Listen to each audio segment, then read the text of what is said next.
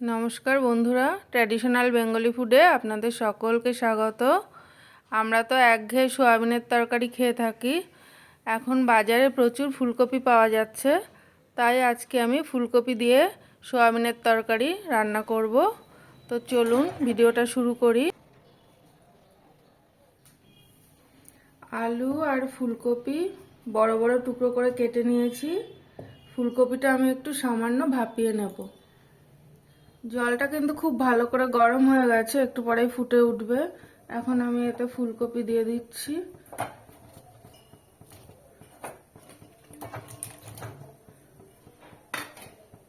আর দিয়ে দিচ্ছি এই যে সয়াবিন।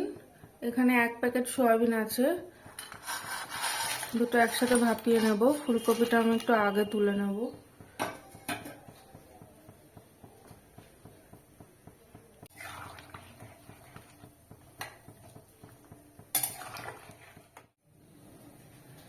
ফুলকপি সয়াবিনটা ফুটে উঠেছে, আমি এবার ফুলকপিগুলো আস্তে আস্তে তুলে নেব।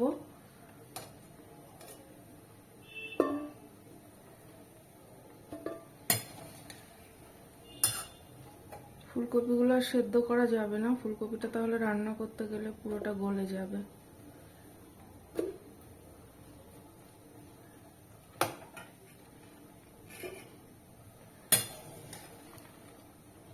এইভাবে আমি একটা একটা করে ফুলকপিগুলো তুলে নেব, তারপর সয়াবিনটা আর একটু সেদ্ধ করব। সয়াবিনগুলো কিন্তু ফুলে বড় বড় হয়ে গেছে, তার মানে সয়াবিনটা সেদ্ধ হয়ে গেছে। আমি এবার এটা আস্তে আস্তে তুলে নেব সয়াবিনগুলো।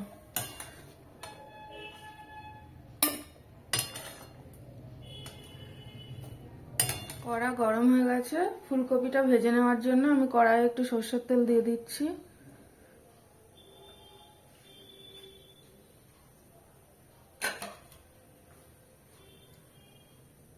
তেল গরম হয়ে গেছে, আমি এই তেলের মধ্যে একটু হলুদ দিয়ে দিচ্ছি। এবার ফুলকপিগুলো দিয়ে দেবো।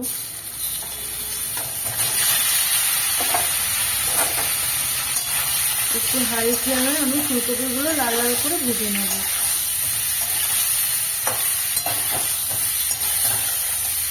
একটুখানি লবণ দিয়ে দেবো।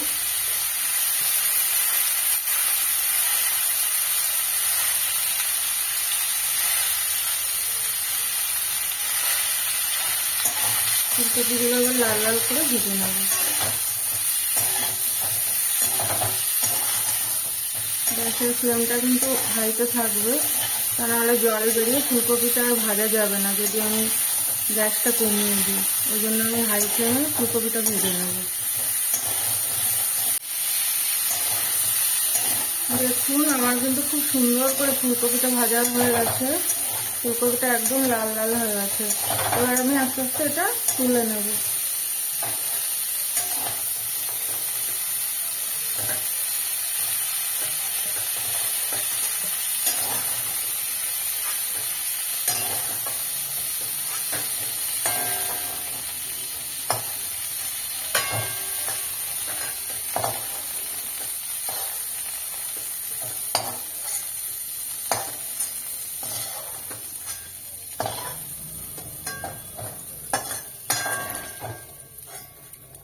কড়াটা একটু ধুয়ে পরিষ্কার করে নেব।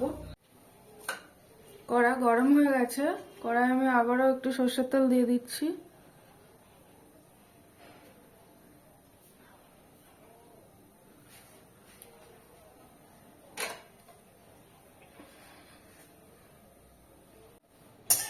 তেলটা কিন্তু গরম হয়ে গেছে, আমি এবার এটা ফোড়ন দিয়ে দেবো।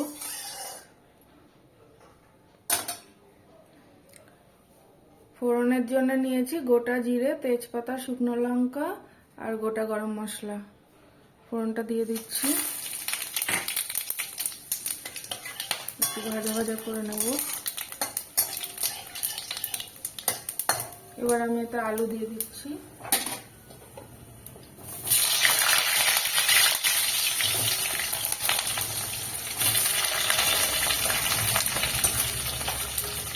দিয়ে দিচ্ছি একটু লবণ।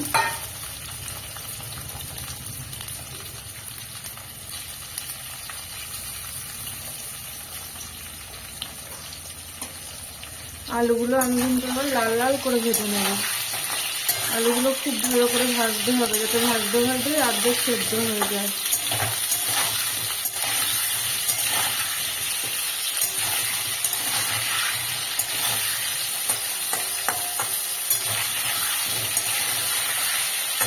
আলুটা ভেজে নিয়ে আমি আবার ফেরত আসছি। এখানে নিয়েছি পরিমাণ মতো আদা, কাঁচা লঙ্কা,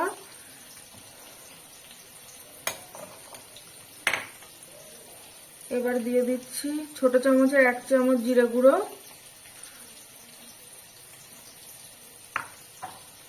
আর দিয়ে দিচ্ছি ছোট চামচের 1 চামচ ধনে গুঁড়ো। এগুলো আমি পেস্ট করে নেব। আলুটা কিন্তু আমার খুব ভালো করে ভাজা হয়ে গেছে। আলুটা এই যে দেখুন সেদ্ধ হয়ে এসছে, অনেকটাই সেদ্ধ হয়ে গেছে। এবার আমি তো মশলা দিয়ে দেবো।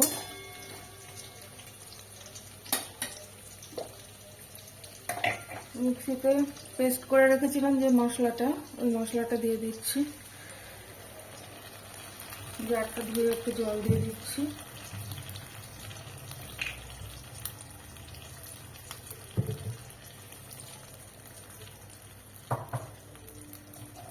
দিয়ে দিচ্ছি টমেটো কুচি, আর দিয়ে দিচ্ছি লাল লঙ্কার গুঁড়ো। এটা আপনারা স্বাদ মতো দেবেন, যে যেরকম ঝাল খেতে চায়। এবার এতে আমি দিয়ে দিচ্ছি লবণ,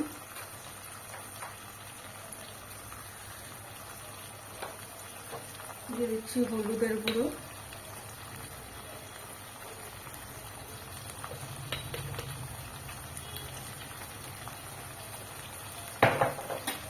এটা আমি এবার খুব ভালো করে কষে নেব।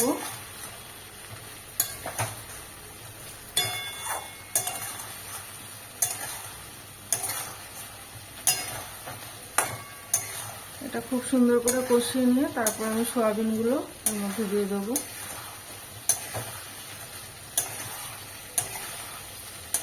পাঁচ মিনিট ধরে এটা ভালো করে আমি কষিয়ে নেব।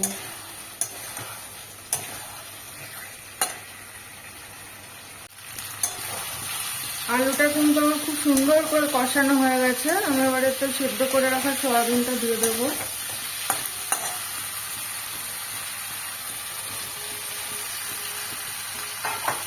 সয়াবিনটা দিয়েও এখন খুব সুন্দর করে লাল লাল করে আমি কষিয়ে নেব। সয়াবিনটা আমি যেহেতু আলাদা করে কষালাম না, সয়াবিনের কাঁচা গন্ধ যাতে একটুও না থাকে, ততক্ষণ ধরে আমি এটা ভালো করে কষিয়ে নিয়ে আবার আপনাদের ফেরত আসছি, এসে দেখাচ্ছি কেমন হলো। এটা ভালো করে কষানো হয়ে গেলে তারপর আমি ফুলকপিটা ওতে দিয়ে দেবো। সয়াবিন আলু কিন্তু কষানো হয়ে গেছে।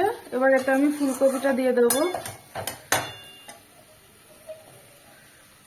এই যে ভেজে রাখা ফুলকপিটা দিয়ে দিচ্ছি।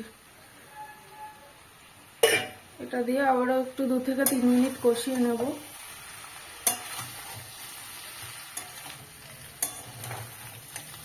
আলু, সয়াবিন আর ফুলকপি আমার কিন্তু কষানো হয়ে গেছে খুব সুন্দর করে। এবার আমি এতে গরম জল দিয়ে দিচ্ছি।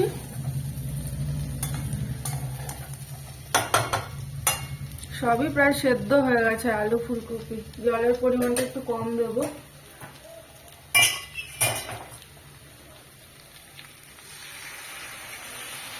গরম জল দিয়ে দিলাম, এক্ষুনি তরকারিটা ফুটে যাবে।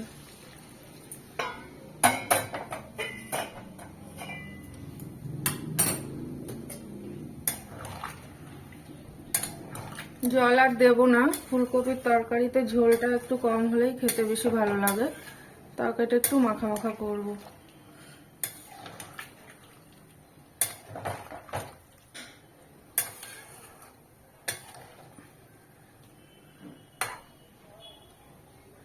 আমি এতে একটু লবণ দিয়ে দেবো।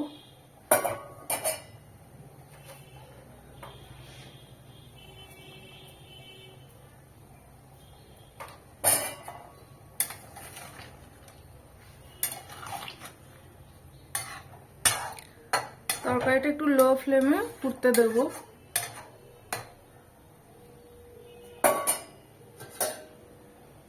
ঢাকা দিয়ে দিচ্ছি। 7 মিনিট বাদে আমি আবার ওটা খুলে আপনাদের দেখাচ্ছি।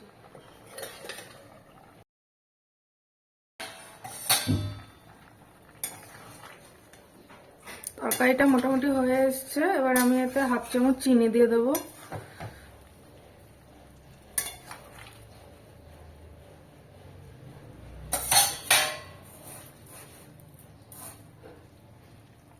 একটুখানি চিনি দিয়ে দিচ্ছি। চিনিটা আপনারা না দিলেও পারেন, যারা পছন্দ করেন না।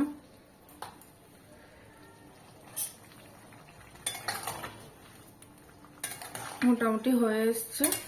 এতে আমি একটু কাঁচা লঙ্কা দিয়ে দেবো। এই যে চিড়ে রাখা 3টা কাঁচা লঙ্কা দিয়ে দিচ্ছি।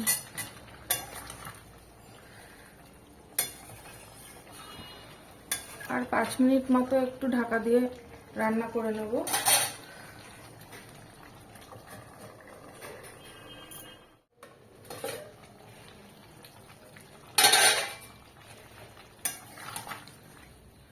ফুলকপি সয়াবিন আলুর তরকারি কিন্তু হয়ে গেছে।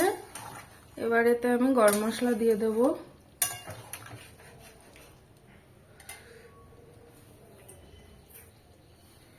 ছোট চামচের 1/2 চামচ গরম মশলা গুঁড়ো দিয়ে দিচ্ছি। গরম গরম ভাত বা রুটির সাথে নিরামিষের দিনে এটা সত্যি খেতে কিন্তু ভীষণই ভালো লাগে। আপনারাও এইভাবে রান্না করে খেয়ে দেখবেন, ভীষণ ভালো লাগবে। গরম মশলাটা দিলাম আমি। এবার এটা একটু চাপা দিয়ে রেখে দেব, তারপর নামিয়ে নেব।